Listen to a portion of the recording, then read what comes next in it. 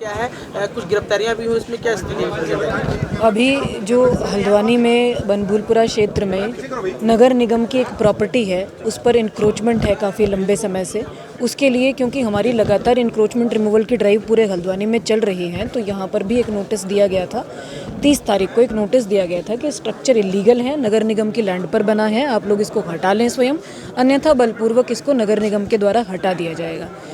30 तारीख को नोटिस दिए जाने के बाद संबंधितों के द्वारा उसको नहीं हटाया गया। उसके बाद एक डेट फिक्स करी गई 3 दिन बाद की, और उसमें जब डिमोलिशन ड्राइव की पूरी तैयारी हो गई थी, उसके बाद संबंधित जो पक्ष हैं उन्होंने, कुछ व्यक्तियों ने 2007 का एक ऑर्डर, एक माननीय उच्च न्यायालय का एक आदेश दिखाया, जिसमें एक प्रार्थना पत्र के निस्तारण के निर्देश माननीय उच्च न्यायालय के द्वारा दिए गए थे।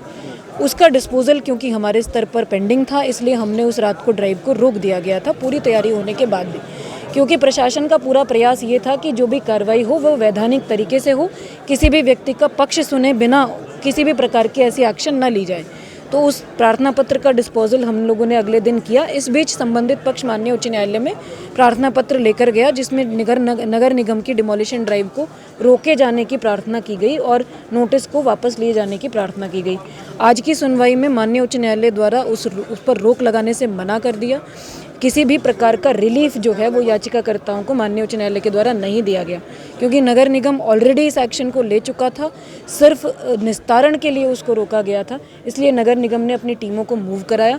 शांतिपूर्वक तरीके से प्रशासन और पुलिस की टीमों ने इस एक्शन को करने की कोशिश करी, लेकिन जिस प्रकार का उपद्रवी तत्वों ने वहाँ रिएक्शन दिया, जिस प्रकार से पेट्रोल बम फेंके गए, बॉटल्स में डीजल भर के और आग लगाने की कोशिश करी गई सरकारी संपत्तियों को, जो व्हीकल हैं, जो पुलिस प्रशासन के वाहन थे, उनको नुकसान पहुंचाया गया, उनको आग लगाई गई, सारी की सारी पुलिस फोर्स और प्रशासन की टीमों पर पथराव किया गया, वो बिल्कुल अनएक्सेप्टेबल है। उसके लिए कड़े निर्देश माननीय मुख्यमंत्री जी के माध्यम से भी दिए गए हैं, प्रशासन की ओर से भी ये हम लोग कर रहे हैं। जो उपद्रवी हैं, जिन लोगों के द्वारा ये घटना कारित करी गई है, उन सब की वीडियो रिकॉर्डिंग्स हमारे पास हैं। एक एक को हम चिन्हीकरण करेंगे, गिरफ्तार करेंगे, उनको कानून के प्रावधानों के अनुसार दंड दिया जाएगा।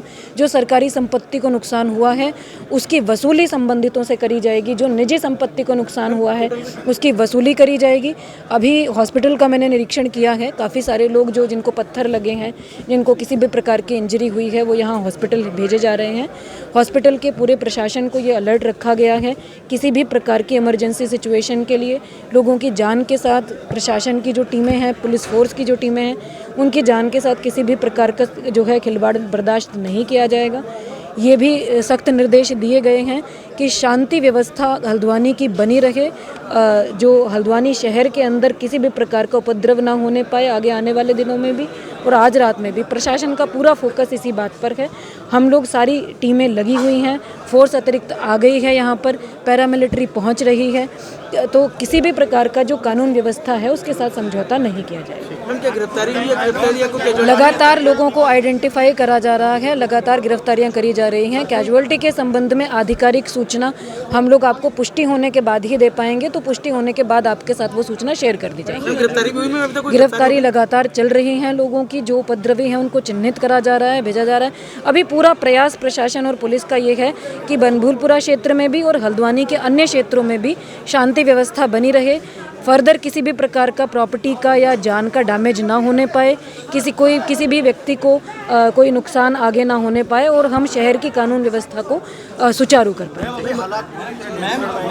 अभी हालात पूरी तरह से नियंत्रण में है। प्रशासन और पुलिस की टीमें बनभूलपुरा क्षेत्र में ही हैं, लगातार गश्त चल रही है, लगातार सर्च किया जा रहा है। अगर कोई फंसे होंगे लोग या किसी भी प्रकार की कोई इंजरी किसी को हुई होगी, उनको निकाला जा रहा है, उनको यथासंभव जो भी रिलीफ प्रोवाइड कराया जाना है वो प्रोवाइड कराया जा रहा है। बहुत सारे परिवारों को भी चोटें आई हैं, उनके भी वाहन जला दिए गए हैं। जो लोग वहाँ थे उस वक्त, चाहे विभिन्न स्टेक होल्डर्स थे, चाहे वो प्रशासन की टीम हो या पुलिस की टीम हो, पत्रकार हों, विभिन्न प्रकार के अन्य अधिकारी हैं, मजिस्ट्रेट्स हैं, सभी को कुछ ना कुछ चोटें आई हैं, क्योंकि पथराव काफ़ी ज़्यादा हुआ है। इससे घटनाक्रम से ये प्रतीत हो रहा है कि संबंधित जो उपद्रवी तत्व हैं उनके द्वारा पूरी तैयारी इसमें करके रखी गई थी कि किसी भी दिन अगर इलीगल इंक्रोचमेंट को हटाने की कार्रवाई प्रशासन करता तो इसी प्रकार का रिएक्शन देखने को मिलता। तो ये भी चिंताजनक है, इसकी भी जांच कराई जाएगी और इसको भी चिन्हित करा जाएगा कि कौन लोग हैं जो इस शहर के माहौल को बिगाड़ने का प्रयास कर रहे हैं। के लिए क्या अपील है इस समय, क्योंकि बहुत ऐसे अभी मेरी जो सामान्य हल्द्वानी की जनता से अपील है वो ये है कि आप शांति बनाए रखें,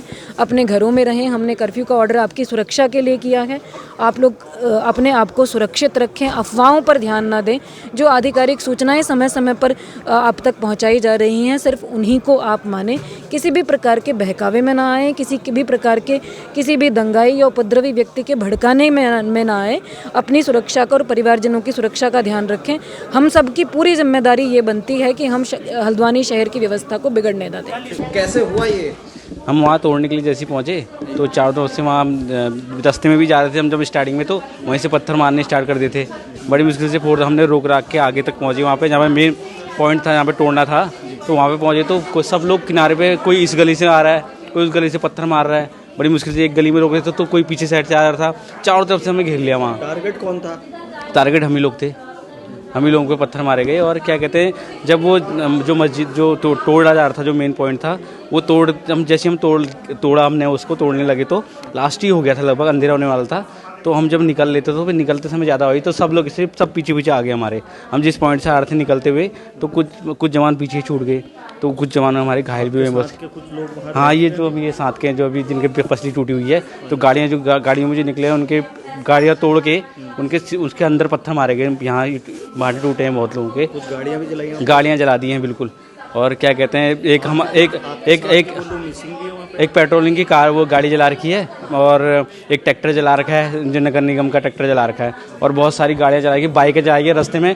और अभी जब मैं लास्ट में निकल रहे थे हम वहाँ से, तो जो लास्ट में जो लोग पीछे कर रहे थे ना, उन लोगों ने कट्टे भी निकाल रखे थे, वो गोलियाँ भी मार रहे थे वहाँ से। उन लोगों के पास बंदूकें भी हैं। हाँ, तो वहाँ से उनने बहुत लोगों को आग भी लगा दी उधर को रास्तों में, और उसमें और गोलियां मार रहे थे वहाँ से। चोट अब क्या स्थिति है? मुझे तो चोट नहीं आई क्योंकि मैंने हेलमेट पहना था और शील्ड थी, और हम फर्स्ट टुकड़ी में चल रहे थे। कितने लोगों को बचा के लाया अपने साथ आप वहाँ? हम पूरी टुकड़ी जो है, हम जितने हम लोग गए थे, जो फर्स्ट टुकड़ी हमारी थी वो सभी लोग बच के आए हम। और लगी बहुत लोगों को, लेकिन किसी का सर फूटा है, किसी का नाक फूटा है, बहुत लोगों का लगा है, लेकिन हम लोग जितने भी आए हम सेव आए। अभी भी कुछ साथी फंसे हैं आपके वहाँ? अभी तो कुछ पीछे के बारे में कुछ पता नहीं लग पा रहा है हम लोग तो। मैं अभी आ रहा हूँ लास्ट में, अभी भी वहाँ गोलीबारी चल रही थी। बहुत ज़्यादा, हम बहुत बच के आए। बहुत, एक घर के अंदर पथराव हुए, एक घर के अंदर घुस गए हम लोग। अंदर घुसे हम कम से कम 15-20 लोग घुसे थे।